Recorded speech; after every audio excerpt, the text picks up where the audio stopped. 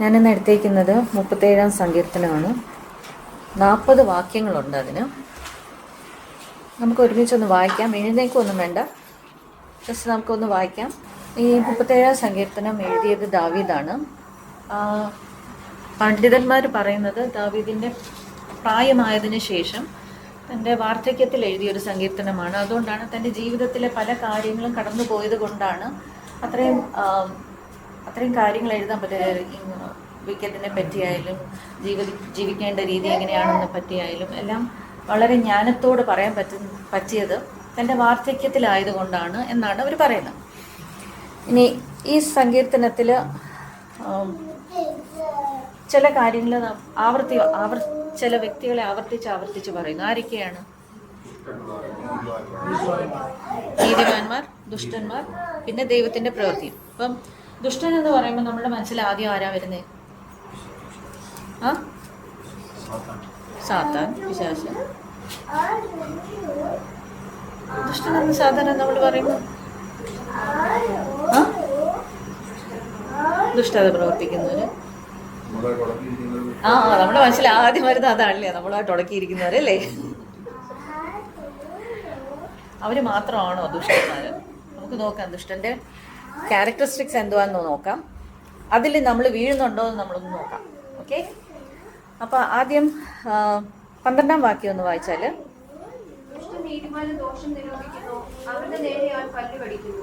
Okay, അപ്പം ദുഷ്ടന്റെ ഒരു ക്യാരക്ടറിസ്റ്റിക്സ് എന്ന് പറയുന്നത്, ആദ്യത്തെ ക്യാരക്ടറിസ്റ്റിക്സ് ദോഷം നിരൂപിക്കുന്നു, നീതിമാനെതിരെ പല്ല് കടിക്കുന്നു. നമ്മൾ ദോഷം നിരൂപിക്കാറുണ്ട്.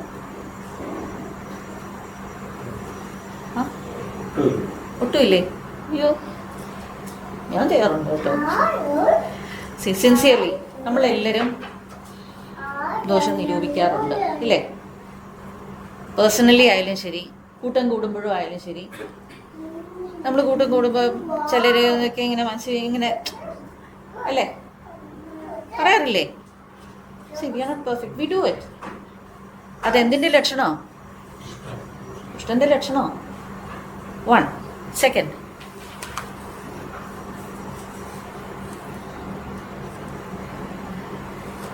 ഇരുപത്തൊന്നാം വാക്യം.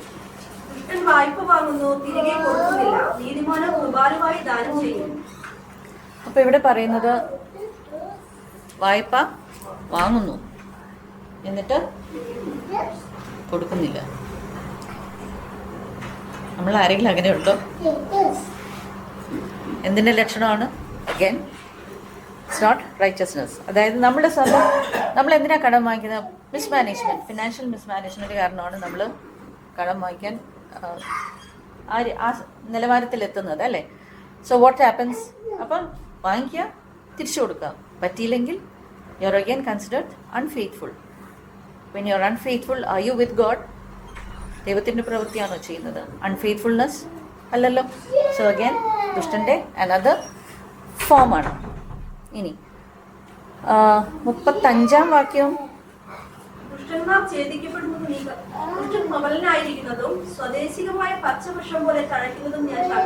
ഓക്കെ, സോ ഇവിടെ പറയുന്നത് ദുഷ്ടൻ വളരെ പ്രോസ്പെറസ് ആണ്. ഓക്കെ, പക്ഷേ ഈ ദുഷ്ടന്റെ പ്രോസ്പെറിറ്റി എന്ന് പറയുന്നത് വളരെ പെട്ടെന്ന് വരുന്ന പ്രോസ്പെറിറ്റിയാണ്. സോ 1 കേസസ് നോർമൽ അല്ലാത്ത, ഇപ്പം നോർമലി നമ്മളൊരു സാലറി ഒക്കെ വാങ്ങിച്ച് ജീവിക്കുകയാണെങ്കിൽ പെട്ടെന്ന് പ്രോസ്പെറസ് ആവാൻ പറ്റുമോ? നെവർ, അല്ലേ? But if you go the side way you can make money, അല്ലേ? But is that right? പെട്ടെന്ന് കാശുണ്ടാക്കാൻ ശ്രമിക്കുന്നത് അതൊരിക്കലും ശരിയാ. If you are with God, ഇപ്പം നമ്മളൊരു ദൈവവൈതലാണെങ്കിൽ നമ്മൾ പെട്ടെന്ന് കാശ് ഉണ്ടാക്കാൻ ശ്രമിച്ച് കുടുക്ക് വഴി എടുക്കുമ്പോൾ ദൈവം തന്നെ അത് ഇല്ലാണ്ടാക്കും. It will never work. Rachi used to go for private when we first came, okay? അപ്പം കുട്ടികളുണ്ട്, റെൻ്റ് ഉണ്ട്, സാലറി കുറവാണ്. So he use to go to do private work for people, software ഉണ്ടാക്കാൻ. അവർ കൊണ്ട് പണി നല്ലപോലെ ചെയ്യിപ്പിക്കും. അവസാനം ഹി നെവർ ഗെറ്റ്സ് പെയ്ഡ്. അങ്ങനെ 2-3 ക്രൈറ്റ് കേസ് ആയപ്പോഴത്തേക്ക് he realised, oh this is not for me, ഇങ്ങനെയല്ല ചെയ്യേണ്ടത്. കിട്ടുന്നത് മതി എന്ന് തീരുമാനിച്ചപ്പോഴത്തേക്കും God started changing things for us. അതുകൊണ്ട് വിക്കറ്റിൻ്റെ ദുഷ്ടൻ്റെ വേറൊരു പ്രവൃത്തിയാണ് പെട്ടെന്ന് കാശുണ്ടാക്കാനുള്ള വഴികൾ തിരഞ്ഞെടുക്കുന്നത്. സോ അതിൽ നിന്ന് മാറി നിൽക്കുക. ഇനി നെക്സ്റ്റ്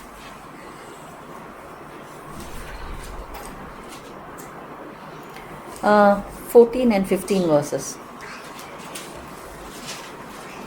എളിയവനെ ദരിദ്രനെയും പീഡിപ്പാനും സന്മാർഗികളെ കൊല്ലുവാനും ദുഷ്ടന്മാർ വാൾ ഒരു വില്ല് കുലച്ചിരിക്കുന്നു.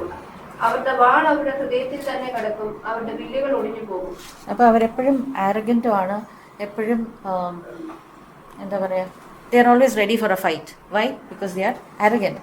ദേ തിങ്കിങ് ഓൺലി അവരെക്കുറിച്ച് മാത്രമേ ചിന്തിക്കുന്നുള്ളൂ. അപ്പോൾ that is another sign of a wicked. So first one was what?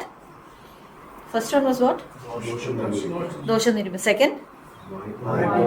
Third? And fourth? They are very aggressive. So what happens to a wicked? ദൈവത്തിൻ്റെ കൃപ അവരുടെ മേലുണ്ടോ? ഇല്ല. So what is the destiny of a wicked?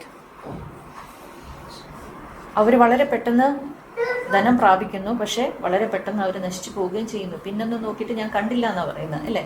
So വളരെ പെട്ടെന്ന് അവർ വരുന്നു, വളരെ പെട്ടെന്ന് അവർ പോകുന്നു. ഇനി there is one thing over here. വാക്യം പറയുന്നു, അവരുടെ കുഞ്ഞുങ്ങൾ ഛേദിക്കപ്പെടും. So we should be very careful, അല്ലേ? നമ്മുടെ പ്രവൃത്തി കാരണം നമ്മളുടെ കുഞ്ഞുങ്ങൾ ഛേദിക്കപ്പെടാൻ പാടില്ല. Things may happen, accidents may happen, everything will happen. But അതിലെല്ലാം ദൈവത്തിൻ്റെ ഒരു പ്രൊട്ടക്ഷൻ ഉണ്ടായിരിക്കും if we are righteous. So it's very important for us as parents to be very righteous in whatever we do. ഇനി ഇതിൽ നീതിമാനുണ്ട്, അല്ലേ? ഇനി നീതിമാൻ്റെ characteristics എന്തുവാണെന്നറിയാം. 3, 7, 34 വാക്യങ്ങളൊന്ന് വായിക്കുമോ? യഹോവയിൽ ആശ്രയിച്ച് നന്മ ചെയ്യുക, ദേശത്ത് പാർത്ത് വിശ്വസ്തത ആചരിക്കുക. 7, 34. യഹോവയ്ക്കായി പ്രത്യാശിച്ച് അവന്റെ വഴി പ്രമാണിച്ചു നടക്കുക, എന്നാൽ ഭൂമി അവകാശമാക്കുവാൻ അവൻ നിന്നെ ഉയർത്തും. അപ്പം നീതിമാന്റെ ട്രസ്റ്റും കമ്മിറ്റ്മെൻറ്റും നമുക്ക് കാണാം. ദൈവത്തിലുള്ള നീതിമാന്റെ ആശ്രയവും കമ്മിറ്റ്മെൻറ്റും നമുക്ക് ആ വാക്യങ്ങളിൽ കാണാം. അപ്പം നീതിമാൻ എന്താ ചെയ്യുന്നത്? ദൈവത്തിൽ തന്നെ ആശ്രയിക്കുന്നു, ദൈവം തന്നെ ആശ്രയമാണ്, ദൈവത്തിൽ നിന്ന് തന്നെ കാര്യങ്ങൾ പ്രാപിക്കുന്നു. അത് ഒരു ക്യാരക്ടറിസ്റ്റിക് ഓഫ് നീതിമാൻ. നമ്മളങ്ങനെയാണോ?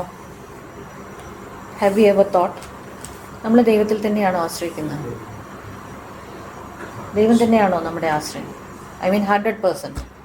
അപ്പോൾ അല്ല, എല്ലാ കാര്യങ്ങളും ചെയ്ത് കഴിഞ്ഞാൽ ഒന്നും സാധിക്കാതാവുമ്പോൾ ലാസ്റ്റിൽ പോയി ആശ്രയിക്കുന്നതല്ല. ഫ്രം ദ ബിഗിനിങ് നമ്മുടെ ആശ്രയം ദൈവമായിരിക്കണം. ഇനി നീതിമാന്റെ പ്രവൃത്തികൾ എന്താണ്? 3-ാമത്തെയും 18-ാമത്തെയും വാക്യം.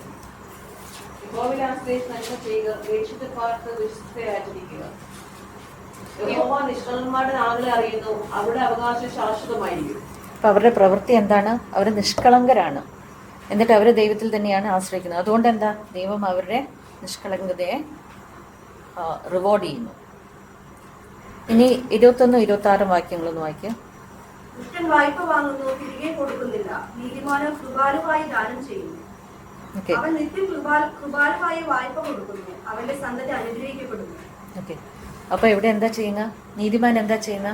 അവൻ പണം വാങ്ങിക്കുന്നില്ല, പക്ഷെ അവൻ കൃപാലുവായിട്ട് കൊടുക്കുന്നത് കൊണ്ട് അവൻ്റെ സന്തതിക്ക് എന്ത് പറ്റുന്നു? So that's another characteristic of A നീതിമാൻ. ഇനി നീതിമാന്റെ സംസാരവും ചിന്തയും എന്താണെന്നുള്ളത് 30-ാമത്തെ വാക്യത്തിൽ കാണാം. നീതിമാന്റെ വായ ജ്ഞാനം പ്രസ്താവിക്കുന്നു, അവന്റെ നാവ് ന്യായം സംസാരിക്കുന്നു. നമ്മളുടെ വായ ന്യായം സംസാരിക്കാറുണ്ടോ? നമ്മുടെ പ്രവൃത്തികൾ നീതിയുള്ളതാണോ? ആണോ? നമ്മളെ വീട്ടിൽ തന്നെ എടുക്കുക. നമ്മളുടെ പ്രവൃത്തികൾ ന്യായമുള്ളതാണോ? നീതിയോടെയാണോ നമ്മൾ സംസാരിക്കുന്നത്? നമ്മൾ when we are talking to our children itself, ഇപ്പം ഉബൈദും ഏരിനും എടുത്തു. ഉബൈദ് ചെയ്യാത്തൊരു കുറ്റത്തിന് പലപ്പോഴും അവൻ അടി വാങ്ങിക്കുന്നത് ഞാൻ കണ്ടിട്ടുണ്ട്. നീതിയാണോ? That's injustice, right? But നമ്മൾ as parent what are we thinking? ഒരാൾക്ക് അടി കൊടുക്കുന്നെങ്കിൽ മറ്റേയാൾക്ക് അടി കൊടുക്കണം. അല്ലേ, ഈക്വൽ. പക്ഷെ കുഞ്ഞിൻ്റെ മനസ്സിൽ അതെന്താണ്? It stays as an injustice. So we should be very careful when we are parenting our children. It's a very difficult job, but we have to be very careful at it. ഇനി ഒരു നീതിമാനായതുകൊണ്ട് എന്ത് സംഭവിക്കുന്നു? അവൻ ദേശത്ത് പാർത്ത് വിശ്വസ്തത ആകും. അപ്പോൾ ദൈവം എന്ത് ചെയ്യുന്നു? ആ ദേശം നീതിമാന് കൊടുക്കുന്നു. പിന്നെ ദൈവത്തിൻ്റെ പരിപാലനവും പ്രൊട്ടക്ഷനും, വീണാലും അവൻ പതറിയാലും അവൻ വീഴാതെ ദൈവം താങ്ങുന്നു, അല്ലേ? സോ ദൈവത്തിൻ്റെ പ്രൊട്ടക്ഷൻ, ദൈവത്തിൻ്റെ കരുതൽ is always there with the നീതിമാൻ. And above all his children are blessed. അപ്പോൾ ഒരു നീതിമാനായിരിക്കേണ്ടത് ആവശ്യമാണ്. It's very important in our life. And ഈ പണ്ഡിതന്മാർ പറയുന്നത് സാംസ് 37 എന്ന് പറയുന്നത് നമ്മുടെ യൂസർ മാനുവലാണ് for a prosperous spiritual life. ഇനി ഈ സങ്കീർത്തനത്തിൽ ചില കാര്യങ്ങൾ ചെയ്യരുതെന്ന് പറയുന്നുണ്ട്. 1, 7, 8 ഇത്രയും വാക്യങ്ങളൊന്ന് വായിക്കാമോ? ദുഷ്പ്രവൃത്തിക്കാരുടെ നിമിത്തം നീ മുഷിയരുത്, നീതികേട് ചെയ്യുന്നവരോട് അസൂയപ്പെടുകയും വരുന്നു. യഹോവയുടെ മുമ്പാകെ മിണ്ടാതെ ഇരുന്ന് അവനായി പ്രത്യാശിക്കുക. കാര്യം സ്ഥാപിക്കുന്നവനെയും ദുരുപായം പ്രയോഗിക്കുന്നവനെയും കുറിച്ച് നീ മുഷിയരുത്. ഓക്കെ, അവിടെ എന്താ പറയുന്നത്? നമ്മൾ ചെയ്യേണ്ടാത്ത കാര്യം എന്താണ്? മുഷിയരുത്. പലരും പലതും ചെയ്യും, നമുക്കിഷ്ടപ്പെടാത്ത പല കാര്യങ്ങളും ചെയ്യും. Let go. മൂവി പറഞ്ഞതുപോലെ ലെറ്റ് ഗോ. അത് നമ്മളുടെ ഉള്ളിൽ കിടന്നാൽ the verse itself tells it becomes gangrenous. നമ്മൾ സൈക്കോളജിയിൽ പഠിക്കുന്നത് if you keep anything in your heart, എന്തെങ്കിലും ആരോടെങ്കിലും എന്തെങ്കിലും പ്രയാസം വെച്ചുകൊണ്ടിരുന്നാൽ അത് വെച്ചിട്ട് കാലങ്ങൾ കഴിയുമ്പോൾ അത് ക്യാൻസറായിട്ട് മാറുമെന്നാണ് പറയുന്നത്. And if you see this people who are cancerous, they always have had some grudge with someone. ആ ഗ്രഡ്ജ് കിടക്കുന്നത് കൊണ്ടാണ് അത് ഗാംഗ്രസ് ആയിട്ട് മാറുന്നത്. It can be any part of your body. I can tell you the example of my sister, my eldest sister. ചേച്ചി ഈ കുഞ്ഞിലേ നടന്ന, തേജയെ പോലെയായിരുന്നു, കുഞ്ഞിലേ നടന്ന കാര്യങ്ങൾ ഇപ്പോഴും മനസ്സിൽ വെച്ചുകൊണ്ടാണ്. സോ ചേച്ചി ended up with cancer and she said she still not declared cancer free because ചേച്ചിയുടെ ബോഡിയിൽ ഒരു സെല്ലുണ്ട്, that is 1 in million who will have that cell, and this cell generates cancer speedily. So she gets free treatment from RCC just because she has that cell. So even now ചേച്ചി still holds on to what is older. She hasn't changed. So what we should realize is that anything that we hold on to ourselves, ആവശ്യമില്ല. ദൈവം പറയുന്ന വിട്ടാളാ, മുഷിയരുത്. എന്തിനാ അതിനെപ്പറ്റി ഓരോ ചെറിയ ചെറിയ കാര്യങ്ങൾ ഓർത്ത് നമ്മൾ അത് നടന്നില്ല, അത് ചെയ്തില്ല, ഇത് ചെയ്തില്ല, അങ്ങനെ കിട്ടിയില്ല, അവർക്ക് അങ്ങനെ കിട്ടി, എനിക്കിങ്ങനെ കിട്ടിയില്ല, അങ്ങനെയൊക്കെ നമ്മൾ ചിന്തിക്കുമ്പോൾ എന്താ പറ്റുന്നതെന്ന് വെച്ചാൽ ആവശ്യമില്ലാത്ത കുറേ ഭാരങ്ങളെടുത്ത് നമ്മളങ്ങ് തലയിൽ വെക്കുകയാണ്. That will effect you in your present life ഹാപ്പിയായിട്ട് ജീവിക്കാൻ പറ്റത്തില്ല, കുഞ്ഞുങ്ങളായിട്ട് എൻജോയ് ചെയ്യാൻ പറ്റത്തില്ല. What happens? You are always stressed, and this stress goes on in your life, and eventually you will become sick. So do we need that? We don't need that. Alle.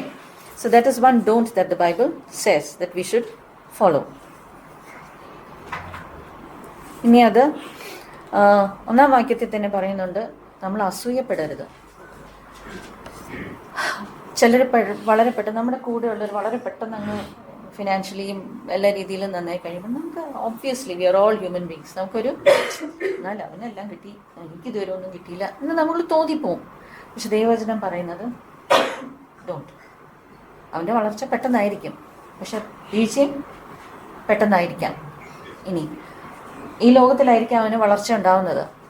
But what are V doing? നമ്മളുടെ എറ്റേണിറ്റിക്ക് വേണ്ടിയാണ് നമ്മൾ കരുതുന്നത്. So അവിടത്തേക്ക് നമ്മൾ കരുതിയാൽ മതി. ഇവിടെ it's okay, we don't have to be jealous because നമ്മളുടെ വി ഹാവ് മോർ, അല്ലേ? We are going to be with God, we are going to be with Christ, we are going to be live eternally. അപ്പം what happens is we are in a better position than him, അല്ലേ? പക്ഷെ നമ്മൾ നോക്കുമ്പോഴത്തേക്കും we feel oh he's in a better position. No, but he's not in a better position, we are in a better position. അതുകൊണ്ട് തന്നെ നമ്മൾ അസൂയപ്പെടേണ്ട കാര്യമില്ല, അങ്ങനെ അതിനെപ്പറ്റി ചിന്തിക്കേണ്ട കാര്യമില്ല.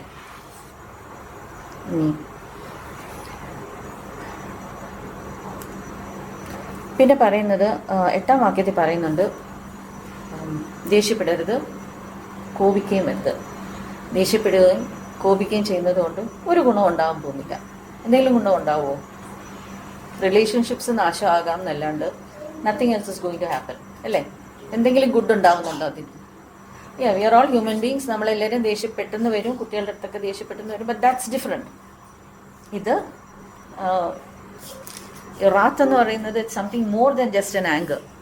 It's something more severe that it stays in you, and then it starts building, and then we end up doing things that are not good. ചിലപ്പോൾ ഈ ഏറ്റവും ചെന്ന് അടിക്കുകയും കൊല്ലുകയൊക്കെ ചെയ്യുന്നത് ഈ ദേഷ്യമകത്ത് ഇങ്ങനെ കിടന്ന് ഇങ്ങനെ അതിനെ നമ്മൾ ഫീഡ് ചെയ്യുന്നതുകൊണ്ടാണ്. So we should not do that എന്നാണ് ദൈവവചനം പറയുന്നത്. ഇനി ഈ ദൈവവചനം ചില കാര്യങ്ങൾ ചെയ്യാൻ പറയുന്നുണ്ട്. ഒന്ന് 3-ാം വാക്യത്തിലുണ്ട്,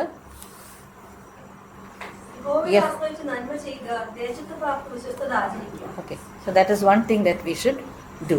ദേശത്ത് വിശ്വസ്തരായിരിക്കുക, ദൈവത്തിൽ തന്നെ പ്രത്യാശിക്കുക. പിന്നെ 4-ാം വാക്യം,